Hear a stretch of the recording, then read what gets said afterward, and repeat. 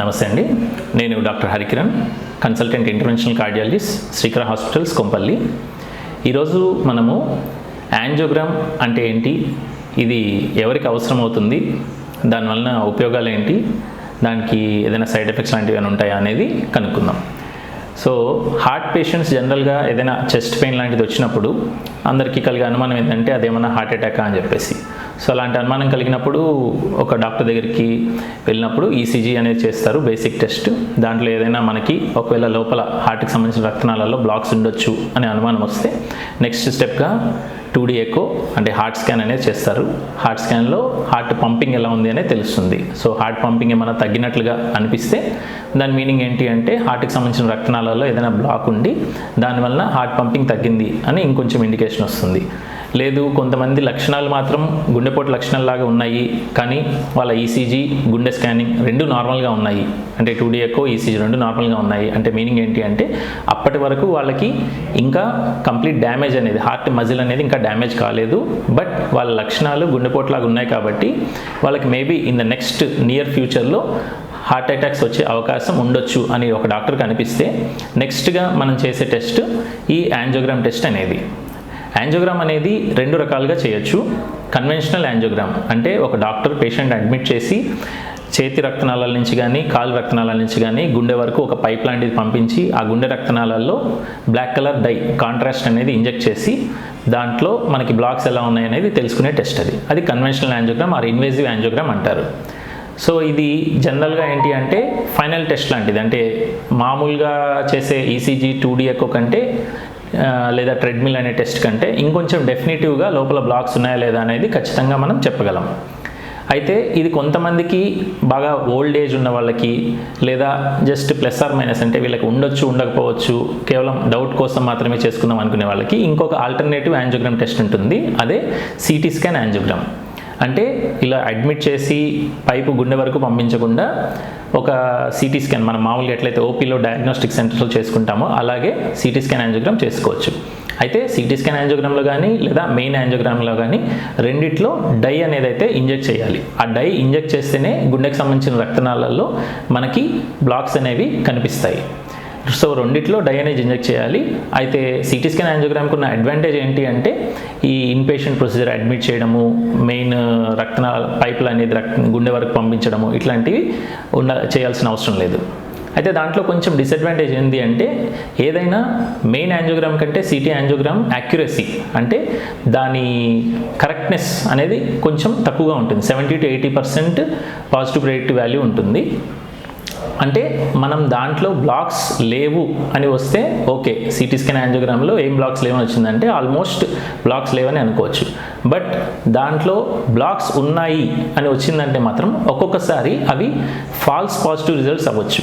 అంటే ఏం బ్లాక్స్ లేకపోయినా కూడా ఒక్కొక్కసారి సిటీ స్కాన్ యాంజియోగ్రామ్లో బ్లాక్స్ ఉన్నాయి అని రిపోర్ట్ మనకు ఒక్కోసారి అలా వస్తుంది. అది ఎందుకు అంటే కొన్నిసార్లు it is like A photo. ఇప్పుడు మనం ఒక బిల్డింగ్ని ఫోటో తీయడం ఎలాగో సిటీ స్కాన్ యాంజియోగ్రామ్ అలాగా ఆ బిల్డింగ్ లోపలికి వెళ్ళి మనం ప్రత్యక్షంగా మొత్తం అన్ని క్లియర్గా చూడడం అనేది మెయిన్ యాంజియోగ్రామ్ అలాగా. సో ఎప్పుడైతే ఇది జస్ట్ ఒక ఫోటో తీయడం లాంటిదో దాంట్లో ఒక్కొక్కసారి ఏదర్ పేషెంట్ మూమెంట్ వల్ల కానీ లేదా ఆర్టిఫాక్ట్స్ అంటారు దానివల్ల కానీ ఒక్కొక్కసారి బ్లాక్స్ లేకపోయినా కూడా ఉన్నట్లుగా రిపోర్ట్ వస్తుండొచ్చు.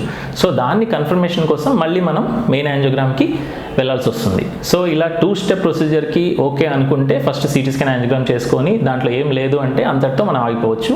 ఒకవేళ దాంట్లో ఏదైనా బ్లాక్స్ ఉన్నాయి అంటే దాన్ని మనం నెక్స్ట్ స్టెప్గా మెయిన్ యాంజియోగ్రామ్ ఆ కన్వెన్షనల్ యాంజియోగ్రామ్కి వెళ్ళి అడ్మిట్ అయ్యి చేయించుకొని కన్ఫర్మ్ చేసుకోవాలి. సో ఇలా చేసుకున్న తర్వాత ఒకవేళ మెయిన్ యాంజియోగ్రామ్లో నిజంగా మనకి బ్లాక్స్ ఉన్నాయి అని తెలిస్తే ఆ బ్లాక్స్ పర్సంటేజ్ని బట్టి మన ట్రీట్మెంట్ అనేది ఉంటుంది. జనరల్గా 1 or 2 బ్లాక్స్ అంటే గుండెకి సంబంధించిన రక్తనాళాలు జనరల్గా లెఫ్ట్ సైడ్ 2 ఉంటాయి, మేజర్ రక్తనాళాలు రైట్ సైడ్ 1 ఉంటుంది. సో ఇట్లా మొత్తం 3 రక్తనాళాలు ఉంటాయి. ఈ 3 రక్తనాళాలు ఏదో ఒక చోట లేదా 2 చోట్ల 50% కంటే తక్కువ బ్లాక్స్ ఉండడం అనేది జరిగితే దాన్ని మనం స్టంట్స్ అనేవి అవసరం లేకుండా ఓన్లీ మెడిసిన్స్తో రక్తం పలచబడే ట్యాబ్లెట్స్, కొలెస్ట్రాల్ ట్యాబ్లెట్స్ జాగ్రత్త వాడుకుంటూ డైట్ ఫాలో అవుతూ రెగ్యులర్ లైఫ్ స్టైల్, మంచి active life style, walking, jogging అట్లాంటివి చేసుకుంటూ ఫ్యూచర్లో ఈ 50% కంటే లోపల ఉన్న బ్లాక్ 50% కంటే పెరగకుండా మనము అట్లీస్ట్ నిరోధించగలం. అంటే అది తగ్గకపోయినా కనీసం పెరగకుండా మనము ఈ జాగ్రత్తలు తీసుకుంటే సరిపోతుంది. సో అట్లాంటి వాళ్ళకి స్టంట్స్ అనేవి కానీ బైపాస్ కానీ అవసరం ఉండదు.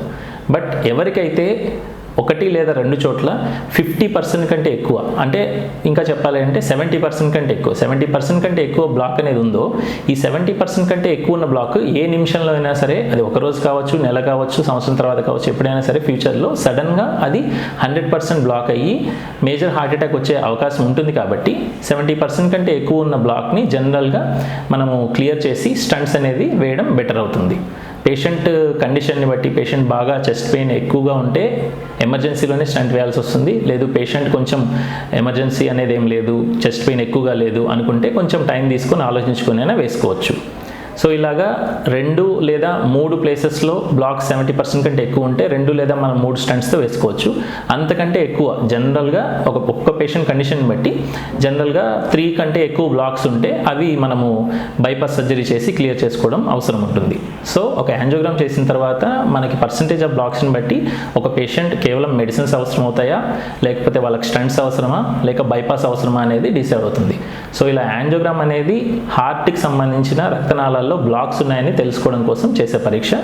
ఇది ఎవరైనా సరే రిస్క్ ఫ్యాక్టర్స్, అంటే హార్ట్ అటాక్ వచ్చే risk factors BP, sugar, cholesterol ఎక్కువ ఉండడము, లేదా ఫ్యామిలీలో ఎవరికైనా 50-60 ఇయర్స్ లోపలే హార్ట్ అటాక్స్ వచ్చి అలాంటి హిస్టరీ పేరెంట్స్లో కానీ, మేనమామలు, మేనత్తలో కానీ ఇట్లాంటివి ఉన్నవాళ్ళు, స్మోకింగ్, ఆల్కహాల్ ఎక్కువగా తీసుకుంటున్న వాళ్ళు, ఇలాంటి వాళ్ళలో హార్ట్ అటాక్స్ వచ్చే అవకాశాలు ఎక్కువ ఉంటున్నాయి. కాబట్టి బేసిక్ టెస్టులు చేసుకొని ఈసీజీ, 2D ఎకో, అవసరమైతే ట్రెడ్మిల్ చేసుకొని వీటిలో ఎక్కడైనా సరే మనకి హార్ట్కి సంబంధించిన రక్తనాళాల్లో బ్లాక్స్ ఉండొచ్చు అనే అనుమానం వస్తే దాన్ని మనము యాంజియోగ్రామ్ టెస్ట్ చేసుకొని దీనికి తగ్గట్టుగా ట్రీట్మెంట్ తీసుకోవడం మంచిది. Thank you.